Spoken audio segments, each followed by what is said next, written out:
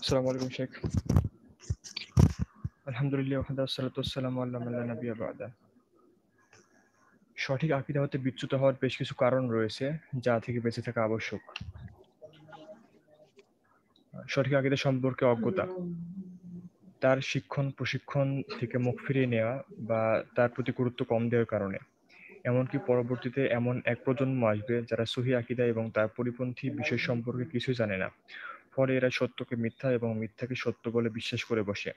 যেমন উমর ইবনে খাত্তাব রাদিয়াল্লাহু তাআলা আনহু বলেন, যখন ইসলামে জাহিলিয়াত সম্পর্কে অজ্ঞ লোকদের আবির্ভাব ঘটবে, তখন ইসলামের বন্ধন একটা একটা করে ছিঁড়ে যাবে। বাতিল জানার পরও বাপ-দাদার ভ্রান্ত আকীদা বা মতকে গোঁড়ামিবশত আঁকড়ে থাকা। ফলে বিপরীত বিষয়গুলো সত্য হলেও তা ত্যাগ করা। যেমন আল্লাহ তাআলা বলেন, আর যখন তাদেরকে কেউ বলে যে সেই বিধানেরই আনুগত্য করো যা আল্লাহ তাআলা নাজিল করেছেন, তখন তারা বলে, কখনো না, আমরা তো সে বিষয়ে অনুসরণ করব যাতে আমরা আমাদের বাপ-দাদাদেরকে দেখেছি, যদিও তাদের বাপ-দাদার কিছু জানতো না সরল পথ। সূরা বাকারা 170। দলিল এবং বিশুদ্ধতা না জেনেই আকীদার ক্ষেত্রে অন্ধভাবে মানুষের কথা গ্রহণ করা। যেমন সহিহ আকীদা বিরোধী জাহমিয়া, মুতাজিলা, আশাইরা, সুফিয়া এবং অন্যান্য পথভ্রষ্ট দলের অবস্থা। তারা নিজেদের হৃদয়ে ভ্রষ্ট ইমামদেরকে স্থান করে দেওয়ার ফলে নিজেরা ভ্রষ্ট হয়ে সঠিক আকীদা থেকে বিচ্যুত হয়েছে। ওলি এবং সৎ ব্যক্তিগণের ক্ষেত্রে বাড়াবাড়ি করা, যোগ্যতার চেয়ে তাদেরকে অধিক সম্মান করা, এমনকি তাদের ক্ষেত্রে উপকার করা ও ক্ষতি প্রতিহত করার বিশ্বাস রাখা যা আল্লাহ ব্যতীত কেউ করতে পারে না। প্রয়োজন পূরণ এবং দোয়া কবুলের জন্য আল্লাহ তাআলা ও বান্দার মাঝে তাদেরকে মধ্যস্থতাকারী হিসেবে গ্রহণ করা। এমনকি আল্লাহকে বাদ দিয়ে তাদের ইবাদত এবং তাদের কবরের নিকটে জীবজন্তু জবাই করা, নজর মানত করা, প্রার্থনা করা এবং সাহায্য সহযোগিতা চাওয়ার মাধ্যমে তাদের নৈকট্য লাভ করা শুরু হয়েছে। নূহ আলাইহিস সালামের কওমের সৎ ব্যক্তিগণের ক্ষেত্রে এমনটি ঘটেছিল যখন তারা বলল, তোমরা তোমাদের উপাস্যদেরকে ত্যাগ করো না এবং ত্যাগ করো না ওয়াদ, সুয়া, ইয়াগুস, ইয়াউক ও নসরকে। সূরা নূহ 23। বর্তমানে বিভিন্ন রাষ্ট্রে কবর পূজারীদেরও একই অবস্থা। ৫. আল্লাহর কুরআন এবং সৃষ্টি জগতে ছড়িয়ে থাকা তার নিদর্শনগুলো সম্পর্কে চিন্তাভাবনা থেকে উদাসীন থাকা। আল্লাহ প্রদত্ত অর্থ সম্পদ নিয়ে গর্ব অহংকার করা।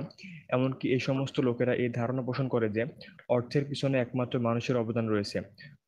ফলে তারা মানুষকে সম্মান করত এই সকল নিয়ামতকে মানুষের দিকে সম্পর্কিত করতে শুরু করে।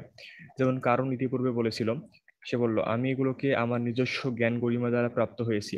সূরা কসাস আয়াত ৭৮। যেমন মানুষ বলে, এটা আমার বা আমারই যোগ্যতা বলে পেয়েছি। সূরা ফুসিলাত 50। মানুষ বলে আমি আমার জ্ঞান দ্বারা এই সম্পদ প্রাপ্ত হয়েছি। সূরা জুমার 49। অথচ মানুষ একদল বস্তুর সৃষ্টিকর্তা, বিশেষ বিশেষ চাকচিক্য দানকারী, মানুষের অস্তিত্বদাতা, বিভিন্ন জিনিস তৈরিতে মানুষকে শক্তিদাতা এবং তার মাধ্যমে উপকার গ্রহণের তৌফিক দাতার বড়ত্ব মহত্বের দিকে চিন্তা করে দেখে না। আল্লাহ তাআলা বলেন, আল্লাহ তোমাদিগকে এবং তোমরা যা করো তার সবকিছুই সৃষ্টি করেছেন। সূরা সফফাত 96। আল্লাহ তাআলা আরো বলেন, তারা কি প্রত্যক্ষ করেনি আকাশ ও পৃথিবীর রাজ্য সম্পর্কে এবং যা কিছু সৃষ্টি করেছেন আল্লাহ তাআলা বস্তু সামগ্রী থেকে। সূরা আরাফ 185। তিনি আল্লাহ, যিনি নভমণ্ডল এবং ভূমণ্ডল সৃজন করেছেন এবং আকাশ থেকে পানি বর্ষণ করে অতঃপর তা দ্বারা তোমাদের জন্য ফলের রিজিক উৎপন্ন করেছেন এবং নৌকাকে তোমাদের আজ্ঞাবহ করেছেন যাতে তার আদেশে সমুদ্রে চলাফেরা করে এবং নদীকে তোমাদের সেবায় নিয়োজিত করেছেন। তোমাদের সেবায় নিয়োজিত করেছেন সূর্যকে এবং চন্দ্রকে সর্বদা এক নিয়মে এবং রাত্রি ও দিবসকে তোমাদের কাজে লাগিয়েছেন। যে সকল বস্তু তোমরা চেয়েছো তার প্রত্যেকটি থেকে তিনি তোমাদেরকে দিয়েছেন। যদি আল্লাহর নিয়ামত গণনা করো তবে গুণে শেষ করতে পারবে না। নিশ্চয়ই মানুষ অত্যন্ত অন্যায়কারী, অকৃতজ্ঞ। সূরা ইব্রাহিম 32-34। অধিকাংশ পরিবারই আজ সঠিক দিক নির্দেশনা শূন্য। রাসূলুল্লাহ সাল্লাল্লাহু আলাইহি ওয়াসাল্লাম বলেন, প্রত্যেকটি সন্তান ইসলামী স্বভাবজাত ধর্মের উপর জন্মগ্রহণ করে, অতঃপর তার পিতামাতা তাকে ইহুদি অথবা খ্রিস্টান অথবা অগ্নিপূজক বানায়। অতএব বোঝা গেল সন্তানদেরকে সঠিক পথে পরিচালনার ক্ষেত্রে পিতামাতার বড় ভূমিকা রয়েছে। অধিকাংশ মুসলিম দেশসমূহে শিক্ষা এবং প্রচার মাধ্যমসমূহ তার যথাযথ দায়িত্ব পালন করে না। শিক্ষা পাঠ্যসূচিতে ধর্মীয় দিককে বেশি বা একেবারে গুরুত্ব দেওয়া হয় না। বিভিন্ন প্রচার মাধ্যমগুলো, রেডিও, টেলিভিশন, পত্র-পত্রিকা বেশিরভাগ ক্ষেত্রে সমাজ ধ্বংস এবং পদস্খলনের কাজে ব্যবহৃত হচ্ছে, অথবা প্রচার মাধ্যমগুলো অর্থনৈতিক ও বিনোদনমূলক বিষয়গুলোকে বেশি গুরুত্ব দিচ্ছে। অপরদিকে চরিত্র ঠিক করা, বিশুদ্ধ আকীদা গঠন, বিপথগামী স্রোতধারা প্রতিরোধে কোনো গুরুত্বই দেয় না, যাতে নিরস্ত্র ও অরক্ষিত এমন এক জাতি তৈরি হয়, নাস্তিক্যবাদী সৈন্যদের সামনে যাদের কোনো শক্তি থাকবে না। আচ্ছা, তাহলে আমরা এখানে সর্বমোট 6টার মতো 7টি পাইলাম। যে আওয়াজ শোনা যাচ্ছে? জি জি শেখ, শোনা যাচ্ছে। এগুলো হলো আপনার আকীদা থেকে মানুষকে দূরে সরানো এবং বিভ্রান্তির মূল কারণ। এই পয়েন্টগুলো একটা একটা করে উল্লেখ করাতে সহজ হয়েছে আপনাদের ধরে রাখা। এখন ভালো করে মনোযোগ দিয়ে এর একটু সংক্ষিপ্ত ব্যাখ্যা শুনবেন, তাহলে এটা আয়ত্তে এসে যাবে এবং আমরা নিজেরাও এর থেকে বাঁচতে পারবো। আমাদের প্রজন্মকেও আমরা, আমাদের চতুষ্পার্শ্বে যারা রয়েছে চারপাশের মানুষকেও আমরা এর থেকে সতর্ক করতে পারবো। বিসমিল্লাহ, আলহামদুলিল্লাহ, ওয়াসসালাতু ওয়াসসালামু আলা রাসূলিল্লাহ ওয়া আলা আলিহি ওয়া সাহবিহি ওয়া মান ইত্তাবা বিহুদা, আম্মা বা'দ। আউযু বিল্লাহি মিনাশ শাইতানির রাজীম। ফা'লাম আন্নাহু লা ইলাহা ইল্লাল্লাহ ওয়াস্তাগফির লিযামবিকা ওয়া লিল মুমিনিনা ওয়াল মুমিনাত ওয়াল্লাহু ইয়ালামু তাকাল্লাবাকুম ওয়া মাসওয়াকুম। সূরা মুহাম্মাদের 19 নম্বর আয়াতে আল্লাহ পাক আমাদেরকে, নবী সাল্লাল্লাহু আলাইহি ওয়াসাল্লামকে নির্দেশ করে শিক্ষা দিচ্ছেন সবাইকে যে তুমি জেনে নাও আল্লাহ ছাড়া সত্যিকার অর্থে কোনো মাবুদ নেই, আর তোমার পাপের জন্য ক্ষমা চাও, আর মুমিন মুমিনাতদের জন্য ক্ষমা চাও। আল্লাহ পাক জানেন তোমাদের অবস্থান, তোমাদের প্রস্থান, তোমাদের প্রস্থানকেও জানেন যেমন মুতাকাল্লাবাকুম, আর তোমাদের অবস্থানও জানেন মাসওয়াক। তো আমরা কোথায় অবস্থান করছি, কোথায় স্থির আছি, কোথায় আমরা স্টে করছি, কোথায় আমরা রেস্ট নিচ্ছি, কোথায় আমরা ঠিকানা বানিয়ে থাকছি এবং কোথায় আমরা সফর করি, ভ্রমণ করি, মুভ করি, এগুলো সব উদ্দেশ্য মানে ব্যাপকভাবে আমাদের সর্বাবস্থাকে আল্লাহ রাব্বুল আলামিন তিনি পর্যবেক্ষণ করেন, অবজারভেশন করেন। আল্লাহ রাব্বুল আলামিনের নাগরানিতে আমাদের এগুলো সব হয়, কোনো কাজ তার দৃষ্টির বাইরে না, এটা বোঝালেন আর। কিন্তু প্রথমে যে আল্লাহ রাব্বুল আলামিন বললেন যে জেনে নাও, এখানে কয়েকটা জিনিস আমাদের গুরুত্বের বিষয় ছিল। যে জানাটা হলো খুবই জরুরি, এবং কোন জিনিস জানা? কালিমায়ে তাওহীদের অর্থ জানা, যে আল্লাহ ছাড়া সত্যিকার অর্থে কোনো মাবুদ নেই। তাইলে ঘুরে ফিরে অর্থ এই দাঁড়ালো যে তাওহীদ জানা ছিল জরুরি।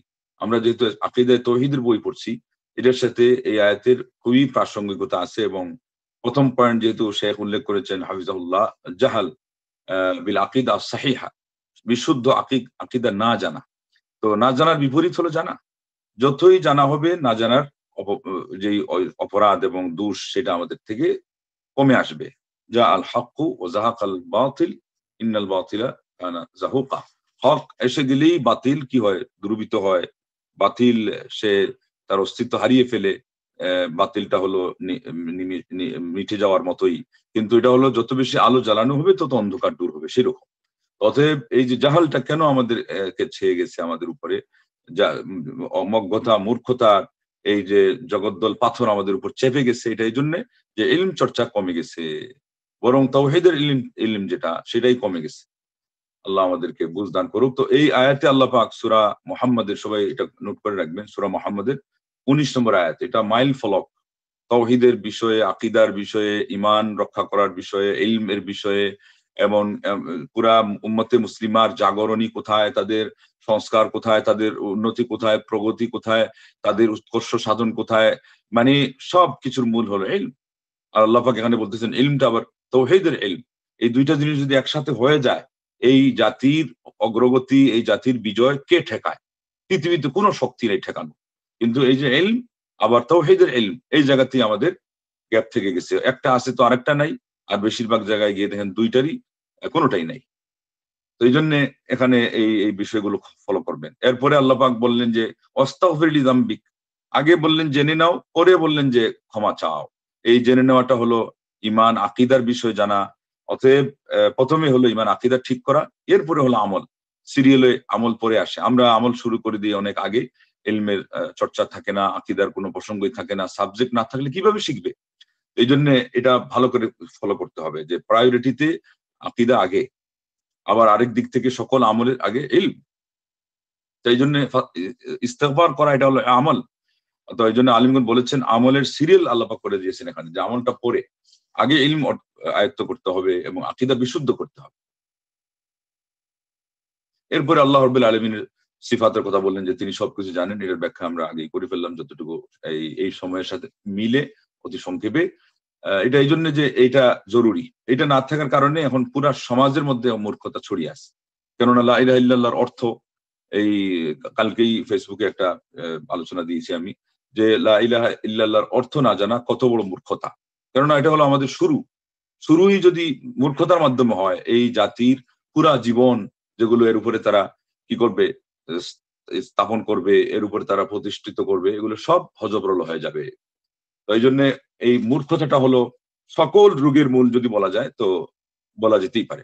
আর আজকে আমরা এমন এক সময়ে এই আলোচনা করছি এবং শেখ হাফিজাহুল্লাহ ওয়া বারাকা ফি হায়াতি ওয়া আমাদ্দাহু বিস-সিহহাতি ওয়াল আফিয়া ওয়া আন ইয়ানফা আল্লাহ বিহিল ইসলাম ওয়াল মুসলিমিন, তিনি এই যে পয়েন্টগুলো চয়ন করে আমাদেরকে জাতিকে জাগ্রত করলেন, এটা কত প্রাসঙ্গিক।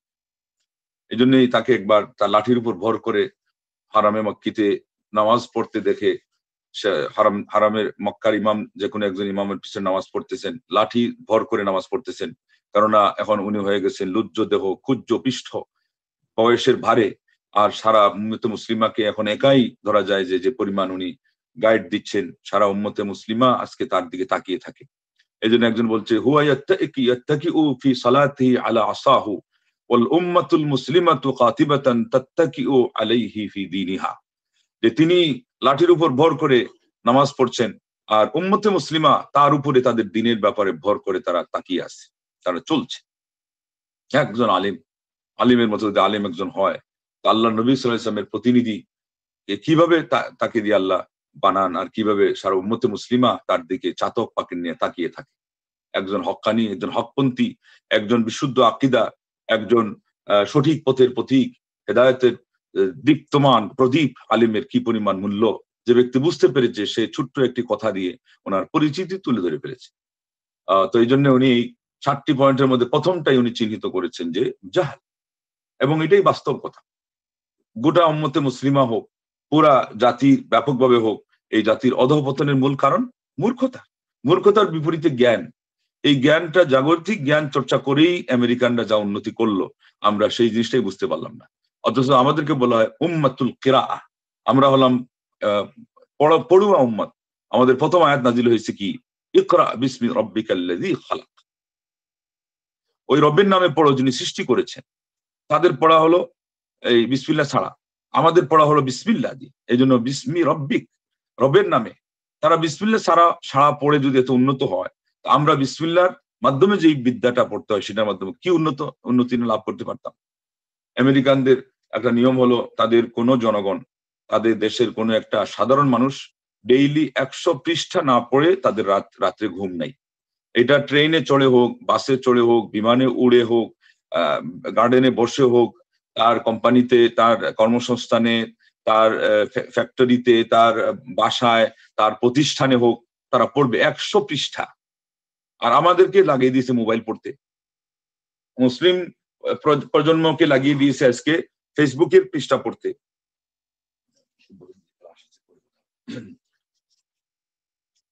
তো এটার মূল কারণ হলো তারা জানে যে উন্নতি কোন পথে হয়, আর আমরাই ভুলে গেছি যে আমাদের উন্নতি কোন পথে ছিল। এবং পুরা আমেরিকাতে এটা আছে, হয়তো ইউরোপের অন্যান্য দেশেও পাওয়া যাবে। আজকে এটা বলা হচ্ছে কেন যে আমেরিকা শীর্ষে পুরা দুনিয়ার, শুধুমাত্র কিসের কারণে? ওই যে অজ্ঞতা মূর্খতার বিপরীতে জ্ঞান চর্চার কারণে। অথচ জ্ঞানটা হলো জাগতিক, নিছক মানে বৈষয়িক দুনিয়াবি আমরা যাকে বলি, আধ্যাত্মিকতা ছাড়া। যদি আধ্যাত্মিকতা কিছু থাকে, চার্চে গিয়ে ওই গডফাদার আর পপ এদের সাথে গিয়ে কিছু আওড়ায় ফেলে, ব্যাস এই শেষ। কিন্তু বাস্তবতা সেখানে নাই, আর থাকলেও তো ওইটা সঠিক না, ওই ওই ওই ধর্ম চর্চাটা তো সঠিক না। তো তারা 100 পৃষ্ঠা না পড়ে ঘুমায় না, তাদের প্রত্যেকটা মহল্লার কোনায় একটা লাইব্রেরি, পাবলিক লাইব্রেরি ছাড়া তাদের মহল্লা হয় না। আর আমরা আজকে সকল কিতাবাদি রেখে এবং আল্লাহর নামে যে বিদ্যাটা, যেই বিদ্যাই মানুষকে পথ দেখায় দুনিয়ারও উন্নতির, পরকালেরও মুক্তির, আজকে আমরা একেবারে মানে হতভাগা। আজকে আমরা সব দিকে অবনত, মার খাচ্ছি। আজকে আমাদের অবস্থা মানে যাকে বলে একেবারে নার্ভাস। এটার কারণ হলো এটা। এই জন্যে আর আমাদের লাইব্রেরিতে কি আছে, একজন মিশরের আলিম বলছেন, আবু ইসহাক আল হুয়াইনি হাফিজাহুল্লাহ, উনিও বেঁচে আছেন, মিশরে সালাফি আলিমদের শীর্ষস্থানীয় একজন আলিম, বলেছেন যে ইসলামী লাইব্রেরিতে কিতাবের সংখ্যা হলো, মানে আমি গণে বলতে পারবো না, তো এই পৃথিবী, পুরা পৃথিবী যেই পরিমাণ জমি নিয়ে আছে, ওই পরিমাণ হলো একটা কিতাব যদি বিছিয়ে দেওয়া হয় আলাদা আলাদা করে, লাগিয়ে লেগে, তাহলে পরে একটা লেভেল হয়ে যাবে, সারা দুনিয়া একটা প্রলেপ দিয়ে দিবে ইসলামিক লাইব্রেরিতে এত কিতাব আছে। আমরা পড়ি কি, আমাদের কি পরিমাণ সমৃদ্ধ আমাদের লাইব্রেরি, আমাদের বিদ্যার অঙ্গন, আর আমরা কি পরিমাণ সেখানে গাফলতি করছি, খামখেয়ালি করছি, এটা দেখতে হবে। একদিকে আল্লাহ প্রদত্ত জ্ঞান সেখানে, অপরদিকে আজকে আমরা আমাদের জ্ঞান সমৃদ্ধ, আমাদের বিদ্যালয়, আমাদের লাইব্রেরি সবার চেয়ে সমৃদ্ধ। ইবনে আকিল একজন বড় আলিম ছিলেন, উনি একটা কিতাব লিখেছেন, তার কিতাব সম্পর্কে বলা হয়েছে লাম ইউআল্লাফ ফিল ইসলামি ওয়ালা ফি গায়রিহি মিসলুহু। ইবনে আকিলের আল ফুনুন কিতাবের নাম, এটা প্যারিসে পাওয়া গেছে, তার শেষ এডিশন মুদ্রণ, এবং শেষে খুব সংক্ষেপে 2 ভলিউমে মাত্র ছাপিয়েছে। এটা হলো একেবারে গাইদুন আন ফাইদিন ওয়া নুকতাতুন মিন বাহরিন, আরবিতে যেটা বলা হয় পুরা সাগর থেকে একটা বিন্দু মাত্র। তো এইটার কথা বলেছেন ঐতিহাসিকরা যে ইসলামে এবং ইসলামের বাহিরের ইতিহাসে এত দীর্ঘ বই, এত লম্বা এবং এত বিস্তর আলোচনা নিয়ে কোনো বই লেখাই হয়নি। শুধু শেখুল ইসলাম ইবনে তাইমিয়া রাহিমাহুল্লাহ যেটা ছাপছে মাজমু ফাতাওয়া, সেটাই তো আপনারা দেখবেন যে তার ভলিউমটা আল্লাহু আকবার কত দীর্ঘ, এবং এটা যদি আপনার হতো, তার সকল ফতোয়াকে বিন্যস্ত করা হতো, সকল কথাগুলোকে, তাহলে তো লাইব্রেরির এক অংশ দখল করে বসে থাকতো। তার যে তাফসিরে কাবির যেটা লেখা হয়েছে ধারাবাহিক ভাবে নয়, যেখান থেকে তার যখন তাফসিরটা করা সম্ভব হয়েছে, কারণ উনি তো এই বিষয়ে ছিলেন অনেক পরাঙ্গম। সূরা নূর সম্পর্কে বলা হয়েছে যে তার সূরা নূরের তাফসির করছেন উনি 3 মাসে। যাই হোক, তো এই সমস্ত আলেমদের ইলম রেখে দিয়ে আমরা এইভাবে হাতের সাথে হাত মিলিয়ে আমরা জোড়ে করে বসে আছি। অতএব আমাদের এই দুরবস্থা ছাড়া আর কি হবে? তো সেই জন্য জ্ঞান চর্চা করতে হবে, আবার সঠিক জ্ঞান চর্চা করা লাগবে, যে কোনো ধরনের জ্ঞান চর্চা করলে হবে না। এবং গত আলোচনায় চলে গেছে, এই জন্য আজকে আর বলছি না, যে ঈমান ভঙ্গকারী, আবার হচ্ছে ঈমান ভঙ্গকারীর চ্যাপ্টার আসলে বলা হবে ওমান আরাদা আন যিকরি ফাইন্না লাহু মাঈশাতান দানকা, যে আল্লাহ রাব্বুল বলছেন আমার স্মরণ থেকে যে মুখ ফিরিয়ে থাকে তার সংকটাপন্ন জীবন। এই যে আমাদের অনুন্নত জীবন, তো ওইটাই তো সংকটাপন্ন জীবন। কেন? আল্লাহর জিকির থেকে, মানে জ্ঞান চর্চা থেকে দূরে, আর জ্ঞানটা আবার কোরআনের জ্ঞান। খাব্বাব ইবনুল আরাত বলছেন যে তুমি যথাসম্ভব আল্লাহর নৈকট্য লাভের জন্য চেষ্টা করো কোরআনের মাধ্যমে, আল্লাহর নৈকট্য লাভের জন্য চেষ্টা করো। আর এরপরেই বলছেন তুমি কোরআন অপেক্ষা এমন কোন জিনিস পাবে না যে যেটা দিয়ে আল্লাহর নৈকট্য তুমি লাভ করতে পারো। অতএব একদিকে সাবজেক্টের দিক থেকে যদি তাওহীদ হয় সবার আগে, তো কিতাবের দিক থেকে কোরআন হলো সবার আগে। আমরা কোরআনকে কতটুকু সময় দিই, সঠিকভাবে কোরআন তিলাওয়াত আমাদের কি পরিমাণ হয়েছে, তিলাওয়াতের পরে শব্দার্থ সহ মোটামুটি বিশেষ বিশেষ সূরাগুলোর অনুবাদ কতটুকু জানা হয়েছে যে আমরা ইলমের মধ্যে পারঙ্গমতা অর্জন করতে পারবো। তাফসীর তো বাদই দিলাম।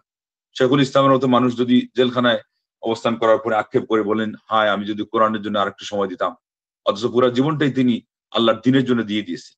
এটা ওই জগতের কথা যেটা খালিদ বিন ওয়ালিদ সাইফুল্লাহিল মাসলুল, আল্লাহর উন্মুক্ত তরবারি বলেছিলেন যে যুদ্ধের কারণে তোমাকে সময় দিতে পারি নাই, কোরআনের চুমু খেয়ে বলছিলেন। ওটা চুমু খাওয়াটা ওটা অন্য, এটা কচিত কদাচিৎ মানে বিশেষ কোনো কারণে এটা হতেই পারে। আর ওইটা চুমু খাওয়াটা সাব্যস্ত কি না, মোট কথা কোরআনকে ধরে আক্ষেপ করছেন, এটা ঠিক আছে। এতটুকু আক্ষেপ করে বলছেন যে জিহাদের কারণে তোমার থেকে আমি দূরে ছিলাম। তো জিহাদটা কি গুনাহ? জিহাদ হলো যুরবাতু সানামিহিল ইসলাম, ইসলামের কুজ, ইসলামের সুউচ্চ সৌধ। কিন্তু বলতে চাচ্ছেন যে সবকিছুর মূল তো কোরআন, কোরআনকে আমার আরো সময় দেওয়া দরকার ছিল।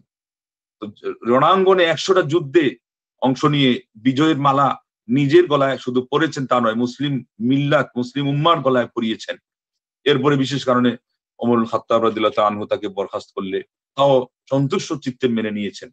এরপরে আবার বলতেছেন যে আমি কোরআন এর জন্য সময় আরো না দিতে পেরে আমি দুঃখিত, আক্ষেপ করলেন। আর শেখুল ইসলাম হলেন পরবর্তী উম্মতে মুসলিমার সকল ইলমের যত বাক আছে, যত ফাঁক আছে, যত দরজা আছে, যত করিডোর আছে, শত্রুদের মোকাবেলা এবং যত পথ পদ্ধতি আছে, সবগুলোতে অতন্দ্র প্রহরী নিয়ে সারা জীবন চেষ্টা করে, জীবন পাত করে, জেলখানায় জীবন দিয়ে যিনি চলে যাচ্ছেন, সেই বান্দা বলতেছেন, হায় আমি যদি কোরআনের জন্য আরেকটু সময় দিতাম। আজকে আমরা যারা দাওয়াতি কাজে সময় দিচ্ছি, নতুন এসেছি, পুরাতন এসেছি, নির্বিশেষে সবার কি এই কথা আজকে আবারও আমাদের ফিরে তাকানোর বিষয় নয় যে আমরা কোরআনকে সময় আরো বেশি দিই, এবং আত্মসমালোচনা করা কি প্রয়োজন নয় যে কোরআনের ব্যাপারে আমরা কি পরিমাণ সময় দিচ্ছি নিজের এবং নিজের সাথী সঙ্গী যারা। ওই হুজুগে চললে তো হবে না, এগুলো গভীরে ঢুকে দেখতে হবে ইসলামের কোথায় কি ছিল। যারা মানে ডুবুরি অথই সাগরের, তাদের কথাগুলো, একটা কথা আপনার 100টা কথার চেয়ে দামি।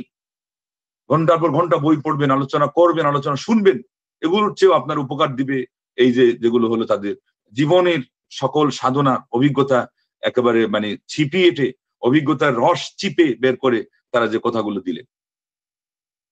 এই জন্য শেখুল ইসলাম বলছিলেন যে একজন অভিজ্ঞ আলিমের সাথে কিছু সময় ব্যয় করা, কিছু সময় বোঝাপড়া করা, এটা আপনাকে দিনের পর দিন, ঘন্টার পর ঘন্টা কিতাব পড়ার চেয়ে অথবা নিজে একা একা সাধনা করে ইলম শেখার চেয়ে বেশি কিছু দেবে। কেন দিবে? ওটা হলো অভিজ্ঞ ব্যক্তি, তার পুরো জীবনের অভিজ্ঞতা হয়তো 2-4টা কথা শুনে আপনি পেয়ে যাবেন, কিন্তু নিজে নিজে সাধনা করে ওটা পাবেন না। এটা থাকি গেল ওইটার পরে যেটা হলো শাস্ত্রীয় বিষয়, যেটা আপনি বুঝেনি না, সেটা একা একা বুঝতে চেষ্টা করলে আপনার হাত পা ভেঙে আপনিও আহত হয়ে যাবেন, এরপরে জাতিকেও আপনি আহত করে ক্ষত বিক্ষত করে রেখে দিবেন। সব জায়গায় তো সবার সাধনার সেখানে বিষয়ও না। আজকে আমাদের এগুলো সব গোলমাল হচ্ছে এই কারণেই। তো আমরা গত সপ্তাহে আদবের আলোচনায় যেটা শুনেছিলাম, বিষয় আবার ঘুরে ফিরে কিন্তু ওই দিকেই আমাদেরকে নিয়ে চলে যাচ্ছে। কেন? আমাদের যেই জিনিসের মধ্যে ত্রুটি, ওই ত্রুটির সাথে ত্রুটির তো মিল থাকবেই। তাহলে আদবের ত্রুটি থাকলে আদবের ত্রুটি আমাদেরকে পূরণ করতে হবে। ইলমের ক্ষেত্রে ইলম অর্জনের যেই যেই ঘাটতিগুলো, যে গ্যাপগুলো, সেগুলো পূরণ করতে হবে। তা না হলে আমাদের বিভ্রান্তি ঘটবে, আমাদের পথভ্রষ্টতা এসে আমাদেরকে পাবে। ওই জন্যে ইলম শিক্ষা দেওয়া, এর থেকে বিরত থাকা, এটাই হলো মূর্খতার কারণ। অথবা এর গুরুত্ব কম দেওয়া। এই গুরুত্ব কম দিলে এবং ইলম শেখানো থেকে দূরে থাকলে জাতি এমন ভাবে একটা জাতি তৈরি হবে যে জাতি আকীদা জানে না এবং আকীদার বিপরীত জিনিস জানে না। অতএব সে সত্যকে মিথ্যা, মিথ্যাকে সত্য, হককে বাতিল, বাতিলকে হক বলতে এবং বুঝতে বাধ্য হবে। এবং এখানে উনি ওমর ইবনে খাত্তাব রাদিয়াল্লাহু আনহু কথা যুক্ত করলেন যে তিনি বলেছেন, ইয়ানকুদু উরাল ইসলামি উরওয়াতান উরওয়া ইযা নাশাআ ফীহি মান লা ইয়ারিফুল জাহিলিয়া। এখানে উনি বিপরীতটা, এপিট অপিট, বরং দুইটা জানার কথাটা নিয়ে এসে দলিল দিচ্ছেন। জানতে তো হবেই, জানাটা পরিপক্ক হতে হবে। এপিট অপিট, বিপরীত দিক, বিদ্দিহা তুরাফুল আশিয়া ওয়াল হাক্কু মা শাহিদাত বিল আদাউ। আগের যুগে জ্ঞানীরা বলেছেন যে বিপরীত জিনিস সামনে আনলে আপনি যে কথাটা বলতে চাচ্ছেন ওটা পরিষ্কার হয়। আর সত্য ওইটাকেই বলে যেটাকে একেবারে মানে শত্রু পর্যন্ত মানতে বাধ্য হয়। মানে এর চেয়ে সত্য আর চূড়ান্ত হতে পারে না। অনেক সত্য আছে শত্রু মানবে না, কিন্তু এখানে অন্যটা বোঝানোর উদ্দেশ্য। এই যেখানে কোন কথা উনি বুঝাইলেন, এখানে ওই উদ্দেশ্যে ওনার এই কথাটা সঠিক, যে শত্রুও যেটা মানতে বাধ্য হয় সেটাই হলো সত্য, কিন্তু সব সত্য এমন না যে শত্রু মানবে। অতএব উনি যেটা এখানে উদ্দেশ্য করে বলছেন, যেটা মিন করছেন, ওই অর্থে নিতে হবে। আর নাহলে আরেকজন এসে বলছে এই কবির কবিতার মধ্যে ভুল আছে, অথচ সে বুঝে না যে এই কবিতার শেষ অংশে উনি কোন বিষয়টাকে কেন্দ্র করে, কোন একটা বিশেষ দিককে সামনে রেখে ইনি কথাটা বলেছেন। তো এগুলো আমাদের পরে, আগে আমাদের বেসিক জ্ঞান অর্জন হোক। তো যাই হোক, জ্ঞান অর্জনটা তাইলে বোঝা গেল আমাদের বিভ্রান্তি থেকে বাঁচার উপায়। আর এর বিপরীতে মূর্খতাটা হলো বিভ্রান্তির কারণ। আরেকটা ছোট্ট কথা না বললেই এখান থেকে আগানো যাচ্ছে না। সেটা হলো মূর্খতাটা একটা পাপ, মূর্খতার একটা অপরাধ, মূর্খতা একটা সমস্যা। এটার কারণে জ্ঞান চর্চা হয় না, সমাজ আলোকিত হয় না, আমাদের সমাজ দিশা পায় না। সেই জায়গায় যদি মূর্খতাটা ডবল মূর্খতায় রূপান্তরিত হয়, যেটাকে বলা হয় আল জাহলুল মুরাক্কাব, তখন অবস্থা কি হবে? এর চেয়ে বড় সমস্যা আজকের যুগে এসে দাঁড়িয়ে গেছে যে ডবল মূর্খতাটাই যদি জ্ঞান হয়, মানে স্কলার সে জানে না যে ওটাই জানে না, ওটাই হলো ডবল মূর্খতাদের উদ্দেশ্য। তো এটাকে আপনি বুঝাইতে পারবেন না, কারণ ওকে আপনি যখন জানাইতে যাবেন ও মনে করবে আপনি তাকে মূর্খতা শিখাচ্ছেন, কারণ সে তো মনে করছে জেনে আছে, অথচ মূর্খতাটাকে জেনে সে মনে করছে ইলম। এই জায়গায় আপনি কিভাবে কি শিখাবেন? ওইদিকে যেমন বলে যে আপনি ঘুমন্ত ব্যক্তিকে জাগাইতে পারেন, জাগ্রত ব্যক্তিকে জাগাইতে পারেন না, কারণ ও তো জাগার ইচ্ছাই করে নাই। এখানে ইচ্ছার বাহিরেই তার মূর্খতার প্রলেপ তাকে এমন ভাবে অন্ধ করেছে, তার সেই জ্ঞানের পথ ঢেকে দিয়েছে যে এখন সে আপনারটাকে মনে করছে মূর্খতা। উল্টা আরো আপনারটা কিভাবে ভরাডুবি দেওয়া যায় সেটার জন্য চেষ্টা করতেছে। একটা ছেলেকে বহুদিন যাবত দেখছি নেটের মধ্যে ওই অপচেষ্টা চালাচ্ছে, এখন তার যে মুরব্বী, তার যে মাতব্বর আছে, এদের কথা শুনে শুনে ওই দুষ্টামি করে যারা হকপন্থী আলিমদের পিছনে লেগে থাকে, ওইটা একটা ইমাম আলবানী রাহিমাহুল্লাহর একটা কথা দিয়ে আপনাদের বিষয়ে যতটুকু বলা যথেষ্ট, কারণ বারবার আপনারা দেখবেন, ওই ব্যাখ্যায় যাওয়ার সময়ও নেই আর দরকারও নেই। ইমাম আলবানী রাহিমাহুল্লাহ একটা মাসআলা সম্পর্কে বলেছেন যে এই কথাটা কোনো মুসলমান বলতে পারে না। যেই কথাটা উনি এখানে বলতেছেন যে একটা আকীদার কথা বা আকীদার একটা শব্দ চয়নে এই মুসলমান বলতে পারে না। এখন ওই কথাটা আবার তারা পেয়ে গেছে ইমাম বুখারী রাহিমাহুল্লাহর কাছে, তখন তারা এটাকে যুক্ত করে মেকানিজম বানাইছে এইভাবে যে আলবানী রাহিমাহুল্লাহ ইমাম বুখারীকে কাফির বলেছেন। আজকেই দেখলাম আপনাদের ক্লাসে ঢোকার একটু আগে, তো চিন্তা করলাম যে এই ছেলেটাকে কিভাবে আল্লাহর দ্বীনের হেদায়েত দেওয়া যায়। কিন্তু সে এখন পণ্ডিত, তাকে বলা হয় গরিবের আবু হানিফা, তাকে বলা হয় চলন্ত লাইব্রেরি। অবস্থা কি দাঁড়িয়েছে? ওই যে জাহাল মুরাক্কাব হয়ে গেছে। জাহাল মুরাক্কাব হয়ে এটা এখন মুরাক্কাব আর 1% উপরে গেছে যে কি, ওইটাকে এখন মানুষ স্কলার ধরতেছে। قال حمار حكيمي توما لو انصف الدهر لكنت اركب لانني جاهل بسيط وصاحبي جاهل مركب। তওমার হাকিমের গাধা বলছিল দুঃখ করে যে মানুষ যদি জানতো তাইলে আমাকে এই তওমার হাকিমের উপরে আরোহণ করাইতো। তওমা একটা জায়গার নাম আর কি। কেননা আমি হলাম একজন গাধা, আমি বাসিত মূর্খ হলাম এক সংখ্যায় মূর্খ, আর আমার উপর যে চড়ে মানুষ যেটাকে হাকিম বলে সে হলো ডবল সংখ্যায় মূর্খ। ডবল সংখ্যা মূর্খ হওয়ার কারণে ওই হাকিমের উপরে আরোহণ করার কথা ছিল আমাকে, এখন উল্টা আমার উপর আরোহণ করছে আমার হাকিম। এই হাকিকতটা মানুষ জানে না, আর ওই বাস্তবতা যেটা তিক্ত বাস্তবতা সেটার থেকেও আমি উদ্ধার পাচ্ছি না। আর এখন যে অবস্থা যে 3টা মূর্খতা এক হয়েছে, এই অবস্থায় কি হইতো? তো সে বলতেছে আলবানী রাহিমাহুল্লাহ ইমাম বুখারীকে কাফির বলেছেন। এটা এর আগে তার আকাবির তারা যাদেরকে বলে, সে যাদেরকে নিয়ে ভরাডুবিতে দিন দিন ডুবতেছে, অথচ তার কিছু মোটামুটি নলেজ বোঝা যায় যে আরবি কিতাব ঘাটাঘাটি অত না, আমরা তো বুঝি তার জের জবরে প্রচুর ভুল, এটা এখানে জের জবরেই ভুল, কিন্তু ওই যে যাকে বলে না ওই হাফুড় খুপুড় এগুলো করতেছে, এখন ওই সমাজ তো পুরা অন্ধ, একেবারে মূর্খ। আর ওখানে হলো আপনার এই এই কি জন্য মূর্খদের জঙ্গলে শিয়ালি রাজা। তো এখন এই যে 3 গুণ মূর্খতা একসাথে হয়ে গেছে, এই জাতির আপনি কিভাবে দিক নির্দেশনা দিবেন এবং হেদায়েতের পথে ডাকবেন? এরপরও আমাদের দৃঢ়তার সাথে ধৈর্য সহকারে ডাকতে হবে। আমাদের কিছু ভাইরা আছেন যে ওই ধরনের লোকদের সাথে যে কোনো ধরনের সম্বোধন করা, অ্যাড্রেস করা এগুলো করেন, অথচ জানেন যে ওদের কোনো বাসিস নাই, তাজ তমিজ নাই, তোয়াজ তমিজ নাই, আদব আখলাক লেহাজ নাই। নিজেদের শিক্ষকদের সামনে নমনম পর্যন্ত করবে, ঠাকুরদের সামনে গিয়ে হিন্দুরা যেমন করে, কিন্তু অন্য ঘরানার আলিমদেরকে তারা ন্যূনতম শ্রদ্ধাটা করাও জানে না। আর তর্ক যেটা, এটা তো একেবারে মানায় না, এটা হক বাতিল চিহ্নিত করার কোনো মানদণ্ডই না। অথচ আমাদের একদল আজকে ওই অনলাইনের মধ্যে খালি চ্যালেঞ্জ দিচ্ছে, চ্যালেঞ্জ নিচ্ছে, এগুলো দিয়েও মানুষকে অনেকটা বিভ্রান্তির মধ্যে ফেলে রাখছে। এগুলোর মূল কারণ হলো যে অল্প বিদ্যা ভয়ঙ্করী, আর যে ভরা কলসি নড়ে কম, আর যেটা ভরা না ওটা খালি নড়াচড়া করে, খালি লাফায়। এই দুই পক্ষের মধ্যেই লাফালাফি হচ্ছে ওই সমস্ত ওই শ্রেণীর লোকজনের মাধ্যমে। এই জন্য আপনাদেরকে সাবধান থাকতে হবে। তো ইলম শিকার প্রতি মনোনিবেশ করবেন, আদব এর আগে এটা ঠিক রাখবেন, কিছু না হলেও জীবনে অর্জন করতে পারবেন, তা না হলে ফিতনা ফাসাদের মধ্যে ফেসে যাবেন, উম্মতে মুসলিমার ক্ষতি করে ফেলবেন অনেক, এরপরে হুঁশ ফিরলে আর লাভ হবে না। এই জন্য আগ থেকে মাথা ঠান্ডা করে ইলম শিখেন, আল্লাহর কাছে সাহায্য চান। 2 নম্বর হলো তাআসসুবু লিমা আলাইহিল আবা ওয়াল আজদাদ ওয়া তামাসসুকু বিহি ওয়া ইন কানা বাতিলান ওয়া তারকু মা খালাফাহু ওয়া ইন কানা হাক্কান। বাপ দাদা যেটার উপর আসছে ওইটার উপর গোলামি করা, হটকারিতা প্রদর্শন করা। আমরা পেয়ে আসতেছি, ওই যে একটু আগে যার কথা বললাম, ওর কাছে সারা দুনিয়ার মধ্যে হেদায়েতের আর কোনো মশাল নাই, উলামায়ে দেওবন্দ, ব্যাস।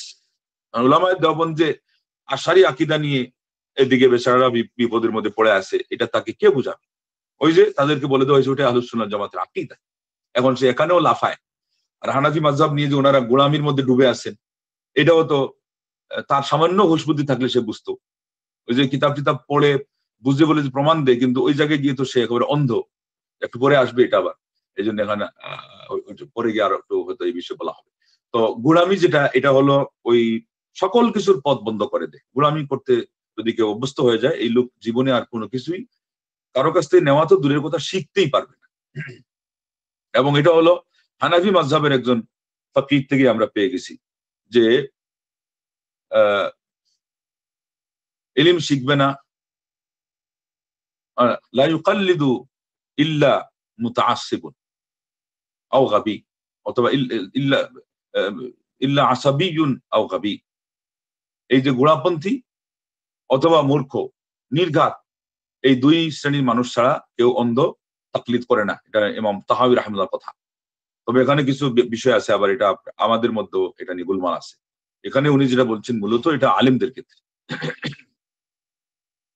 তাকলিদের প্রসঙ্গটা। কিন্তু এখন যারা এগুলো করতেছে তারা কিন্তু নিজেরা আলিম দাবি করে, এবং আলিম দাবি করুক আর না করুক তারা ডিসকাসে যায়। তো ডিসকাসে যেতে গেলে সে কি করলো, সে ইলমের অঙ্গনে ঢুকলো। তো ইলমের অঙ্গনে ঢুকতে গেলে মুকাল্লিদ হয়ে সেখানে ঢুকলে কাজ হবে না, এবং তার অধিকারই নেই কথা বলার। কারণ মুকাল্লিদ মানে হলো আমি অন্ধ, আমি পথ চিনি না, আমাকে নিয়ে চলো মক্কা মদিনা। তো সে আবার পর্যালোচনা করতে আসে কিভাবে? এবং যারা তাকলিদ স্বীকার করে না, সত্য কি মিথ্যা, কোনটা হক বাতিল আমরা যদি একটু বাহাদুর রাখি, মিনিমাইজ করে রাখি, তো যারা তাকলিদ স্বীকারই করে না তাদের সাথে তুমি যুদ্ধ করতে আসছো। ও এমন মানুষ, তুমি বলো যে তাকলিদ ছাড়া তোমার বাঁচার উপায় নাই, তো এদেরকে তুমি শিখাইবা কিভাবে? তুমি তো তোমার লোকজনকে শিখাইতে পারছো না। তাকলিদের মানে হলো আমি অন্ধ, আমি পথ চিনি না, আমাকে ইমাম সাহেব যা বলেন তাই। ইমাম সাহেব যদি আমাকে গর্তে ফেলে দেন, আমি গর্তে পড়ে গেছি। তো এই সমস্ত লোকজনের তো কথা বলার অধিকারই নেই।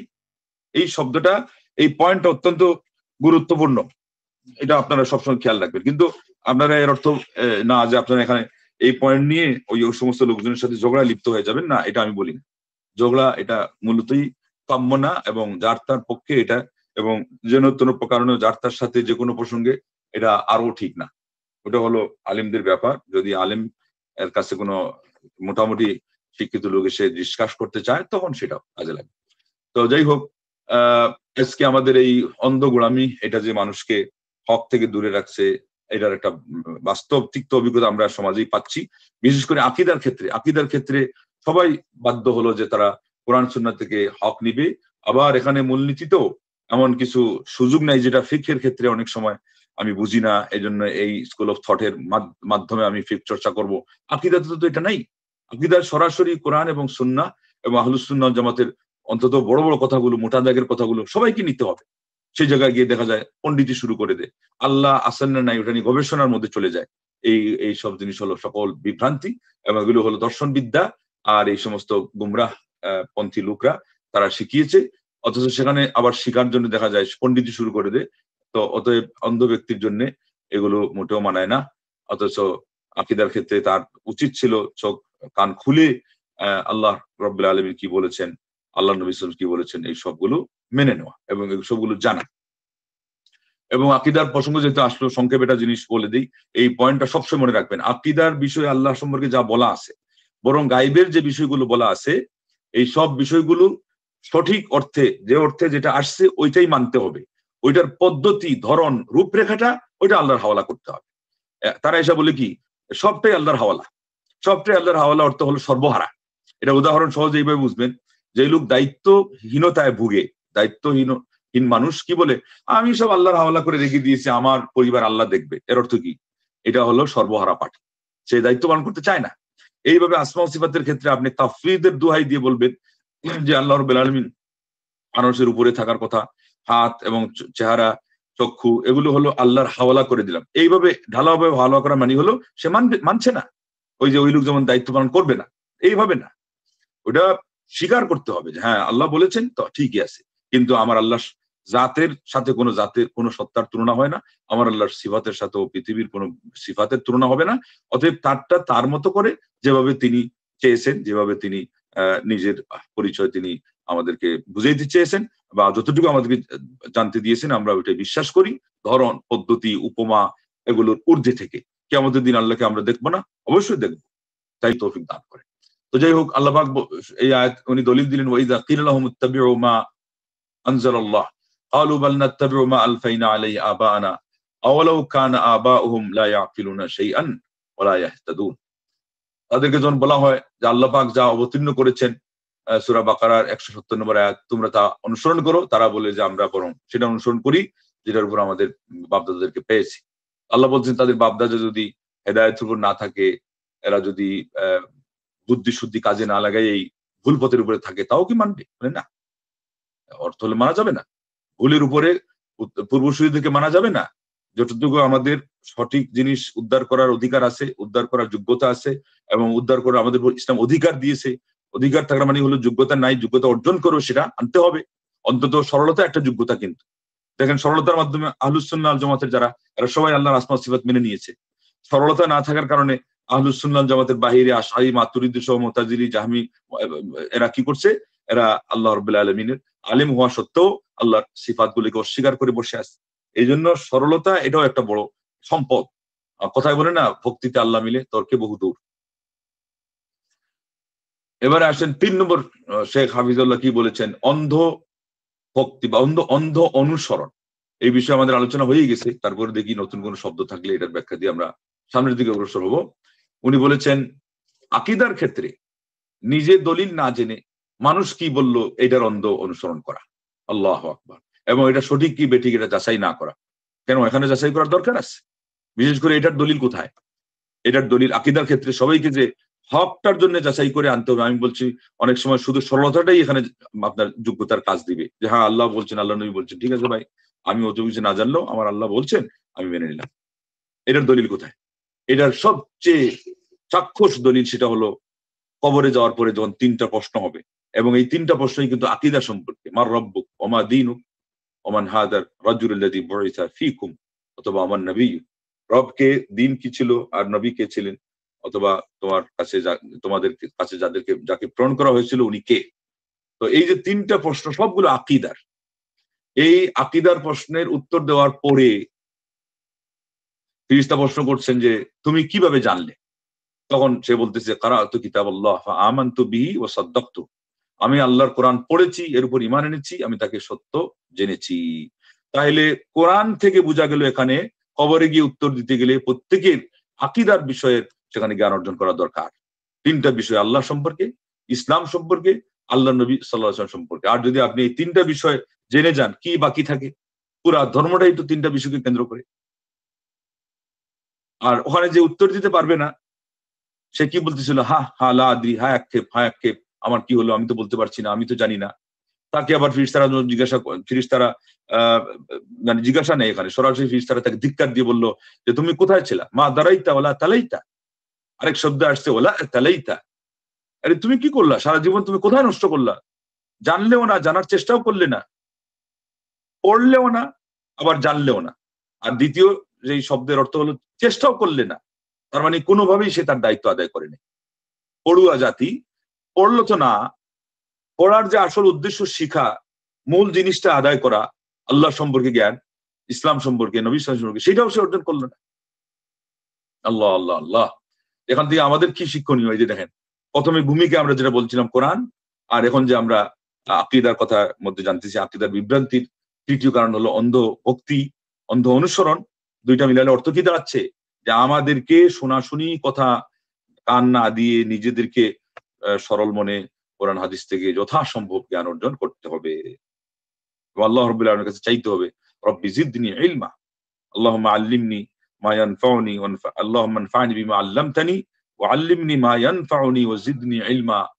আল্লাহর নবী সাল্লাল্লাহু আলাইহি ওয়াসাল্লাম দোয়া করতেন যে আল্লাহ আমাকে যা শিখিয়েছো এর থেকে উপকৃত হওয়ার তৌফিক দাও, আর আরো এমন ইলম শিখাও যার মাধ্যমে আমার উপকার সাধন হয়, আর তুমি আমাকে ইলম বাড়িয়ে দাও, আমার ইলম তুমি বাড়িয়ে দাও। আল্লাহু আকবার, আল্লাহু আকবার। কত বড় দোয়া! এই দোয়াটা সবারই মুখস্থ করা দরকার। আপনারা যারা আকীদাতুত তাওহীদ বই এর ক্লাসে এখানে বসেছেন, আপনি তো ইলম শেখার জন্য বসেছেন না? ইলমের মধ্যে একেবারে উচ্চ উচ্চ উচ্চ শিখরের যে ইলম, এবং সবচেয়ে সম্মানের ইলম তাওহীদ। আল্লাহ এটাকে টার্গেট রেখে আগে আল্লাহ রাব্বুল আলামিনের কাছে এই দোয়া বলবেন, এই দোয়া করবেন, এই কামনা রাখবেন, তাইলে আল্লাহ আমাদের সবাইকে এই তাওহীদের জ্ঞান দান করবেন। শেখ বলছেন, كما هو الواقع في الفرق المخالفة من جهمية ومعتزلة وأشاعرة وصوفية وغيرهم। বলছেন যে এরা ওই অন্ধ ভাবে সব কথা মেনে নেয়। তাদের যারা ধারা নিয়ে আছে, যে ধারা নিয়ে জাহমিয়া আছে, মুতাজিলা আছে, আশাইরা, সুফিয়া আছে, এরা সব বাতিল আকীদাপন্থী। জাহম ইবনে সফওয়ান থেকে জাহমিয়া তরিকার নাম আসছে। এগুলো হলো মানে আসমা সিফাতকে না মানার পার্টি। মুতাজিলা এটাও আসমা সিফাত মানে না, এবং বিশেষ করে এরা হলো বিবেককে প্রাধান্য দেয় দলিল প্রমাণের উপরে। একই অবস্থা আশআরীরাও আসমা সিফাত মানে না, মানার শুধু একটা ভান করে 6টা থেকে 7টা বলে যে আমরা মানি, এটাও নাম সর্বস্ব। ইলম ছাড়া আলিম, আল্লাহ নাকি ইলম ছাড়া আলিম, কুদরত ছাড়া কাদির, শক্তি ছাড়া শক্তিশালী, ইচ্ছা ছাড়া আল্লাহ রাব্বুল আলামিন ইচ্ছা পোষণকারী। এগুলো মানার দরকার আছে? মানার কথা বলা, এটা হলো প্রহসন, এটা হলো প্রতারণা। এই কেন তাদেরকে এই বিপদে পড়তে হলো এই পরিমাণ সমস্যার মধ্যে? যে তারা ওই আশারি মতবাদকে মনে করছে এটা সুন্নাহ, আহলুস সুন্নাহ। আর আমাদের হানাফি ভাইরা তো আশারির সাথে যুক্ত করেছে মাতুরিদি। শাফি মাযহাবের বেশিরভাগ এরা হলো আশারি নিয়েই থাকে। হানাফি মাযহাবের এরা মিশ্রণ, আশারিও মাতুরিদিও। আবার সেখানে যুক্ত করেছে সুফিয়া, লা হাওলা ওয়ালা কুওয়াতা ইল্লা বিল্লাহ। আরবিতে বলা হয় আহাশাফান ওয়া সুআ কিলা, দামও খারাপ, মানে আমাকে বেশি দিচ্ছেন আপনি, আর পণ্যও দিচ্ছেন আপনি দোষী। দূষিত পণ্য, হাসাব হলো যেটা হলো মান্দা প্রকৃতির খেজুর, আবার দাম বেশি নেই, তারা তখন বলে হাসাফান ও সুআ কিলা, মান্দা প্রকৃতির মন্দা প্রকৃতির খেজুর দিচ্ছ, আবার মাপেও কম দিচ্ছ। সুআ কিলা অর্থ হলো মাপেও আমাকে ঠকতেছে। তো ইনারা আশারি মতবাদ মাতুরিদ মিশ্রিত নিয়ে একটা বিপদে পড়লো, আকিদাতে আল্লাহর বান্দারা জিরো। এরপরে আবার সুফি মতবাদে আসলো, এদের কাছে এসে দেখা যায় যে ওরা তো আবার বেশি বিদ্যা দৌড়াইতো। সুফি মতবাদে এরা বলছে বিদ্যা বুদ্ধি দৌড়ানোর কিছু দরকার নাই, খালি মহব্বত নিয়ে আল্লাহরে খালি সাধনা করো। তো এই সাধনা করতে গিয়ে আবার তারা কোথায় ঢুকে গেছে? ওই আকিদার বিপদে, আকিদার একটা বড় বিভ্রান্তির মধ্যে পড়ছে। অনেক বিভ্রান্তির মধ্যে বড়টা হলো যে তারা এখন বিশ্বাস করে কি, তারা বিশ্বাস করে আপনার এই হলুলিয়া, একেশ্বরবাদ, মানে আত্মা, মহাত্মা, পরমাত্মা। ওই যে আমাদের গান্ধী সাহেবের যে ধর্মের আকিদা ছিল, আত্মা সাধনা করতে করতে পরমাত্মায় পরিণত হয়, আর এরপরে পরমাত্মা সাধনা করতে করতে মহাত্মার সাথে লীন হয়ে যায়, দিয়ে মানে সব একাকার হয়ে যায়। এইটাই একটা সূক্ষ্ম কারণ যে হিন্দুদের কাছে যত মানে সৃষ্টিকুল ততই তাদের দেবতা, 33 কোটি দেবতা সেখান থেকে আসছে। আর সুফি মতবাদের মধ্যে কিভাবে ঢুকছে? তারা বলে যত কাল্লা তত আল্লাহ, জটের ভেতর কারামতে মৌলা, যত কাল্লা তত আল্লাহ। আবার ওখানে ওটাকে সাব্যস্ত করতে গিয়ে কুলুবুল মুমিনিনা আরশুল্লাহ বলেছে, যে মুমিনদের অন্তরে আল্লাহর আরশ। কিভাবে? ওই আল্লাহকে সাধনা করতে করতে করতে করতে আল্লাহ মুমিনের অন্তরে এসে যান, ওই যে লীন হওয়া। এখন এটাকে আরশ নাম দিচ্ছে কেন? আরশের উপরে আল্লাহ আছেন, বরং এটাই প্রমাণ করে যে না, আল্লাহ যে আরশে আজিমের উপরে আসছেন ওটাই বাস্তব কথা। তারা ওইটাকে না মেনে উল্টা ওই আরশটাকে হায়ার করে তাদের অন্তরে ঢুকাইছে। আরশ কি অন্তরে ঢুকাইতে পারবে? আল্লাহর তামাম আসমান জমিনের মাখলুকাতের মধ্যে সবচেয়ে ভারী এবং সবচেয়ে বড় বিশাল বিশাল অবকায় যে সৃষ্টি, ওটার নাম হলো আরশ। তারা ওটা বলতেছে মুমিনদের অন্তরে। এটা কোশ্চিন কালো হবে না। 4 নম্বর হলো আউলিয়া এবং সালেহিনদের মধ্যে গুলু করা। এটা তো আজকে শেষ করা যাবে না, এখানে অনেক কথাই বলার আছে। যাই হোক, অনুবাদ আপনারা পড়েন। আমাদের এখানে আজান হয়ে গেল, আজকে 3 নম্বর পর্যন্তই থাক। সংক্ষেপে কোনো প্রশ্ন থাকলে করেন।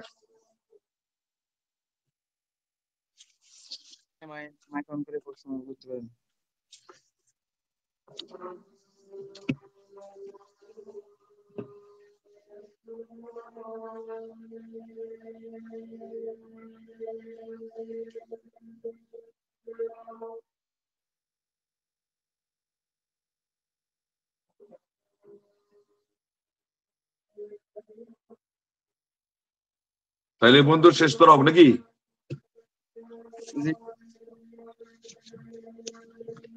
আসসালামু আলাইকুম। ওয়ালাইকুম সালাম। কোনো প্রশ্ন আছে? হ্যাঁ, একটা প্রশ্ন ছিল। বলেন। ওই যে কোরআনে আয়াতটা আছে যে আর রহমানু আলাল আরশি ইস্তাওয়া, তো রহমান আরশের উপরে সমুন্নত হলেন।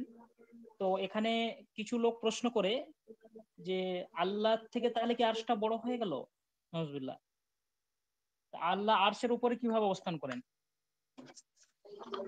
ওই প্রশ্নটাই তো নিষেধ।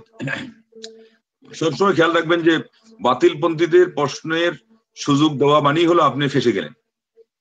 তাকে কে বলতে বলেছে যে আরশ বড় না আল্লাহ বড়? তাকে মানতে বলা হয়েছে। কথা বুঝতে পারছেন কিনা? মানতে বলা হয়েছে। এরপরে ওই যে বললাম না, কিছু বিষয় আছে যে আলেম হিসাবে যদি তার আপনি বুঝতেই পারেন যে ওই কথাটাই তার খটকা হিসাবে বেঁধে আছে, হ্যাঁ, যে ওইটা ছুটে গেলে তার বিশ্বাসটা ক্লিয়ার হয়ে যাবে, ওই আলেমকে শুধু আপনি বুঝাবেন বা ওই বুদ্ধিমান মানুষকে বুঝাবেন। এছাড়া ঢালাওভাবে যারাই যে প্রশ্ন নিয়ে আসে সেখানে আমাদের সবচেয়ে শক্তিশালী উত্তর হলো যে এই প্রশ্ন করাটাই নিষেধ। আপনাকে যুক্তি দিয়ে তো আল্লাহর আসমা ও সিফাত মানতে বলা হয় নাই, প্রথমে তো বলা হয়েছে কোনো তুলনা নাই, উপমা নাই, তো আপনি আবার যুক্তি আনছেন কেন? এটাই বলবেন উত্তর।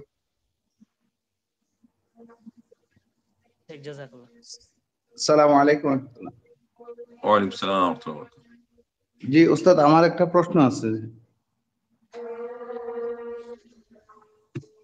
জি, আগে ওই যে ওনারটা একটা ফিনিশিং হোক, আপনি খালি বলবেন যে এটা প্রশ্ন করতেই নাই, তখন তারা হয়তো এটাকে দুর্বলতা ভাববে, তাই না? বলে দিবেন যেটা হলো গায়েবের বিষয়ের হলো মূলনীতি আহলুস সুন্নাহ ওয়াল জামাতের কাছে, যে গায়েব আমাদের যে বিবেক আছে, আমাদের বিবেকটাই বরং সীমিত বিদ্যার অধিকারী।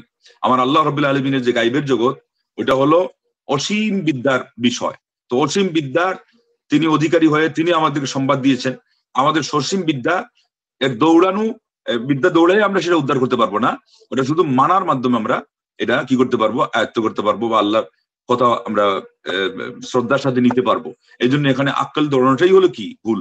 এইভাবে তাকে আরো দ্বিতীয় আরেকটা পয়েন্ট দিয়ে আটকাই দিবেন, চুপ থাকতে বাধ্য করবেন, তখন সে বাধ্য হয়ে মানে থেমে যাবে, আর এই ধরনের প্রশ্ন করার থেকে বিরত থাকবে। জি বলেন, দ্বিতীয় প্রশ্ন কি? জি ওস্তাদ, আমাদের এই যারা সালাফি আকীদার দ্বীনী ভাইয়েরা, আপনি এখানে একটা এই যে বিষয় উল্লেখ করেছেন, আল্লাহ সুবহানাহু ওয়া তাআলা যে সূরত নিয়ে যে আল্লাহ রাসূল সাল্লাল্লাহু আলাইহি ওয়াসাল্লাম যে কথাটা বলেছেন, কিন্তু আমাদের ভাইরা আল্লাহর আকার এই শব্দ উল্লেখ করতে গিয়ে মুজাসসিমাদের সাথে তাসবিহ দেওয়া হচ্ছে বিদায় এই শব্দ ব্যবহার করতে দেয় না। এটা কি ঠিক হবে উস্তাদ, যে আকার বলাটা?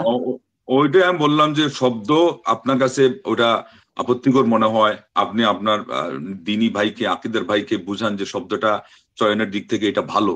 কিন্তু আমরা যদি ওটা নিয়ে বেদাতের ফতোয়া দেই, তো আমাদের শত্রুপক্ষকে হাসাইলাম। এই জিনিসটা অনেকেই বুঝে না, দাওয়াতের ক্ষেত্রে বড় কঠিন একটা মানে সমস্যা আমি ফিল করতেছি। এবং এরা বাড়াবাড়ি ডিগ্রিদারি, আমাদের সমবয়সের, আমাদের সমমানের ইউনিভার্সিটিতে পড়া, ডিগ্রিতে তাদের ডিগ্রি আরো মানে ঝমকালো। তো আশ্চর্য যে এরা এই জিনিসগুলো এখনো বুঝে না। তাইলে দাওয়াতি অভিজ্ঞতা এটা আরো মানে গভীরতা বুঝায়। আমরা মানে আলহামদুলিল্লাহ অনেককে দেখেছি যে তারা ছাত্রকাল থেকে অত লেখাপড়ায় পারঙ্গম না থাকলেও দাওয়াতি অঙ্গনে তাদের বুদ্ধি, বিদ্যাবত্তা, ঠান্ডা মাথায় কাজ করা, এটার মধ্যে পরিপক্কতা বেশি, কেননা তারা দাওয়াতি সাধনা অনেক আগ থেকে করতেছে। আর কিছু ভাইরা আছেন ওনারা দাওয়াতি অঙ্গনে আসছেন কিন্তু শেষে বা অনেক পরে, বা নতুন আসছেন অন্য অঙ্গন থেকে এই অঙ্গনে, হঠাৎ করে এসে ওনারা মানে এমন কিছু শব্দ, এমন কিছু হুলস্থুল সৃষ্টি করে দিচ্ছেন যেটাতে আমাদের দাওয়াতের ক্ষতি হয়ে যাচ্ছে এবং নিজেদের ভিতরেই ফতোয়াবাজি শুরু হয়ে যাচ্ছে। এটা আমরাই আলহামদুলিল্লাহ সর্বপ্রথম 2000 সালে এই যখন হেফাজতুল রাসূল ছিলাম আমি এবং আকরামুজ্জামান সাহেব একসাথে, তখন আল্লাহ রাব্বুল আলামিনের ব্যাপারে সমুন্নত শব্দটা চয়ন করছিলাম অধিষ্ঠিত শব্দের তুলনায়। এবং আমি নিজে রাজশাহীতে গিয়ে মৌলানা আব্দুস সামাদ সালাফি, আজকে যিনি হসপিটালে বা বিছানায় এখনো কাতরাচ্ছেন, আল্লাহ তার হায়াতে তৈবা দান করুন, অনেক স্মরণীয় একজন আলেম, মানে আমি যে কথা বলতেছি তার সামনে উনি খুব অভিভূত হয়ে শুনতেছেন যে সে এই যে শব্দটা আমরা এটা মানে চয়ন করতে চাচ্ছি, আপনার কি মত? উনি অপলেক নেত্রে খালি তাকিয়েই থাকলেন, কোনো মন্তব্যও করলেন না। তো যাই হোক, মোট কথা এর অর্থ এই না যে আমি এখন এই শব্দ চয়ন করছি, আমার এটা নিয়ে এখন যুদ্ধ করা লাগবে আর সারা সকল আকীদাপন্থীকে আমারটা মানাইতে হবে। বরং শেষে আমরা দেখলাম যে ওই সমুন্নতটাও একদিকে ওই যে উন্নত করার দিকে চলে যাচ্ছে। আমরা এটা করতেছিলাম এই জন্য যে আরবিতে আসছে আলা, ইরতাফা, ইস্তাকাররা, তো ওইটার অনুবাদ করতে গিয়ে, কিন্তু আসলে তো সরাসরি শব্দের অনুবাদ কোরআনে যেটা আসছে ওইটারই অনুবাদ করতে যখন পেস লেগে যায়, তখন আমাদেরকে আরো নিরাপদ শব্দ বাছাই করা লাগে। শেষে দেখা গেল যে বিরাজমান এটা এই সমুন্নত হওয়ার থেকেও কি আরো সতর্কতাপূর্ণ। কিন্তু এই বলে কি আমরা এখন নিজেদের মধ্যে ওই হঠাৎ করে দেখলাম একজনে লেখছে সমুন্নত, আরেকজনে বিরাজমান, এমনকি অনেকে এখন হয়তো লেখতেছে অধিষ্ঠিত। উনি ওইটা বুঝতেছে না যে অধিষ্ঠিত অর্থ হলো কোনো একটা জিনিসের মধ্যে মানে সরাসরি যেমন আসন নিতে গেলে ওটার সাথে সম্পৃক্ত হয়। আর বাতিলপন্থীরা ওটাই বলতে চাচ্ছে যে ইবনে তাইমিয়া নাকি বলছেন আল্লাহ পাক আরো সে মাপে একেবারে কাটায় মিলেন, অথচ ইবনে তাইমিয়া মানে আল্লাহর আসমানের নিচে জমিনের উপরে এরকম কোনো শব্দ বলেনি নাই। এনায়েতুল আব্বাসী বলতেছে যে ইবনে তাইমিয়া নাকি বলছেন যে আল্লাহ রাব্বুল আলামিন হলেন আরশের মাপে। ওইটা কিভাবে? ওই নিজের থেকে বানাইছে ওইটা। ইবনে তাইমিয়া যে ওইটা নিয়ে যুদ্ধ করছেন যে আল্লাহ আরশের উপরে, এখন সে নিজের থেকে বলছে যে উপরে বলতে গেলে আরশের মাপ মনে যে মিলতে হবে। ওই যে একটু আগে একজন ভাই প্রশ্ন করলেন যে আরো বড় হতে হবে, আর আমি বললাম যে এই প্রশ্ন করাটাই তাদেরকে অধিকার দেওয়া যাবে না। দিতে গেলে কি করবে, ওই ঝগড়ার মধ্যে এনে আপনাকে ফেঁসাই দিবে, তখন আপনি পেঁচে পড়ে যাবেন। অথচ এটা হলো তাদের অসৎ উদ্দেশ্য। তো যাই হোক, এখন আমরা যদি নিজেদের মধ্যে শব্দ চয়ন নিয়ে লাগাই দিয়ে ঝগড়া, এবং আজকে দেখলাম যে বেদাতি বলে দিয়েছেন উনি, তো এই বেদাতি বললে তো অবস্থা খারাপ হয়ে গেল, তারা হাসাহাসি করবে আমাদেরকে। এটাকে একজন আলেম হিসাবে এটা জানার দরকার ছিল যে আরবিতে এটা প্রবাদ আছে, এটা মুস্তালাহুল হাদিস এর মধ্যে মুহাদ্দিসিনরা এটা বলছে যে লা মুশাহাতা ফিল ইসতিলাহ, পরিভাষার মধ্যে কোনো ব্যবধান নাই। পরিভাষা বলতে আমি এক শব্দ বলতেছি, আপনি অন্য শব্দ বলতেছেন, কিন্তু উদ্দেশ্য এক, সেই জায়গার মধ্যে কোনো ব্যবধান আসে না। হ্যাঁ, যদি দেখা যায় মারাত্মক কোনো আপত্তি আসতেছে, তখন ওইটা থেকে সবাই আমরা বিরত থাকবো। যেমন আল্লাহ নবী সাল্লাল্লাহু আলাইহি ওয়াসাল্লামের নামে হযরত এবং হুজুর বলা, এটা একটা পরিভাষা। সাহাবায়ে কেরামদের নামে জনাব বলা, তো জনাবে এখনো কেউ আপত্তি খুঁজে নেই। অনেক আমাদের সালাফি আলিমরা অনেক সময় জনাব আবু বকর সিদ্দিক বলতেছেন, কিন্তু আল্লাহ নবীর নামে হুজুর এবং হযরত বলতে তাদের একটা খারাপ আকীদার কথা সেখানে লুকিয়ে থাকে, যে নবীকে তারা হাজির নাজির জানে। তো ওইটা আমরা আলহামদুলিল্লাহ সবাই পরিহার করেছি। এইভাবে আমরা পারস্পরিক উপদেশের মাধ্যমে এটা করব। কিন্তু এখানেও যদি কেউ থাকে, আমাদের পুরাতন আলিমদের মধ্যে গিয়ে দেখবেন উর্দুভাষীরা হুজুর আকরাম সাল্লাল্লাহু আলাইহি ওয়াসাল্লাম লেখছে, আছে না, আল্লাহ রাব্বুল আলামিনের ক্ষেত্রে খুদা লেখছে। আমরা যদি এই পরিভাষাগুলি নিয়ে নিজেদের মধ্যে ঝগড়া লিপ্ত হয়ে যাই, তো বাতিলপন্থীদেরকে আমরা কোনদিন আকীদা শিখাবো? তারা তো আমাদেরকে নিয়ে হেসে হেসেই জীবন কাটাই দিবে, আর আমরা নিজেদের মধ্যে ঝগড়ায় লিপ্ত হয়ে যাব, আর ওইদিকে বড় বড় জিনিস থেকে যাবে, সুরাহা হবে না। এইগুলো ব্যাপারে আমাদের অদূরদর্শিতার থেকে দূরে থাকতে হবে, দূরদর্শিতার মাধ্যমে কাজ নিতে হবে। আল্লাহ যেন সবাইকে তৌফিক দান করেন। তো যাই হোক, আর সময় নেই, এখানে বিদায় নেওয়া লাগছে। সুবহানাকাল্লাহুম্মা ওয়া বিহামদিক, আশহাদু আল্লা ইলাহা ইল্লা আনতা আস্তাগফিরুকা ওয়া আতুবু ইলাইক। ইনশাআল্লাহ।